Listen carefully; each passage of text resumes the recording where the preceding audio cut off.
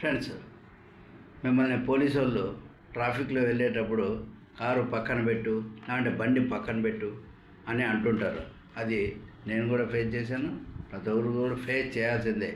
ఇది ఈ type of rules అనేటివి ఉన్నాయి. అంటే చెకింగ్ పేరు, దాని పేరే చెకింగ్స్ చేయడానికి ఆ విధంగా వాళ్ళు పక్కన పెట్టమంటారు. సో ఇట్లాంటి పరిస్థితుల్లో సపోజ్ మీ కారును పక్కన పెట్టమని చెప్పినాడు. సో పక్కన పెట్టి డాక్యుమెంట్ అడిగారు. లైసెన్స్ ఉందా అన్నాడు, రిజిస్ట్రేషన్ డాక్యుమెంట్ ఉందా అన్నాడు, పొల్యూషన్ డాక్యుమెంట్ ఉందా అన్నాడు, ఇన్సూరెన్స్ డాక్యుమెంట్ ఉందా అన్నాడు. ఇట్లాంటి పరిస్థితుల్లో ఉదాహరణకు section 181 of the motor vehicles act కింద మీకు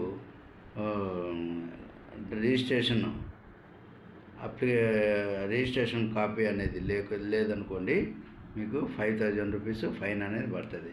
2 డ్రైవింగ్ లైసెన్స్ లేదనుకోండి, 180 కింద మోటార్ వెహికల్స్ యాక్ట్ కింద మీకు 5,000 అనేది ఫైన్ పడుతుంది. ఈ విధంగా ఉన్నప్పుడు దానికేమి under section 139 of the motor vehicles act కింద వాళ్ళు they have to issue the notice by giving 15 days time.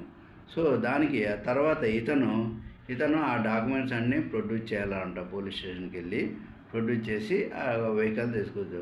ఉదాహరణకు డాక్యుమెంట్స్ లేవు మన దగ్గర అంటే, అప్పుడు మీరు ఆర్టీఏ ఆఫీసు పోయి ఒక్కో డాక్యుమెంట్ 100 రూపీస్ కట్టేసి ఆ రిసిప్ట్ తీసుకొచ్చి వాళ్ళకి ఇచ్చేస్తే వాళ్ళు దాన్ని రిలీజ్ చేస్తారంట. ఈ విధంగా పోలీసు వాళ్ళు బండి పక్కన పెట్టంటేనే భయపడాల్సిన అవసరం లేదు.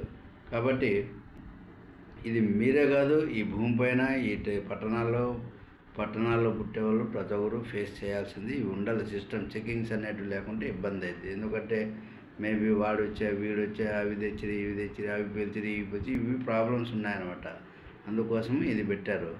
కాబట్టి కారు సీజ్ చేసినప్పుడు భయపడాల్సిన పని లేదు. కారే కాదు, వెహికల్ సీజ్ చేసినప్పుడు భయపడాల్సిన పని లేదు. మీకు నోటీస్ వస్తుంది. మీరు దానికి ఒక సందేశ్ కూడా రాసిచ్చి టైం కూడా అడగచ్చు. మీకు టోటల్గా 15 days వస్తుంది టైము. సో ఆ డాక్యుమెంట్స్ ప్రొడ్యూస్ చేస్తే మీ వెహికల్ మీకు రిలీజ్ అవుతుంది. Thank you.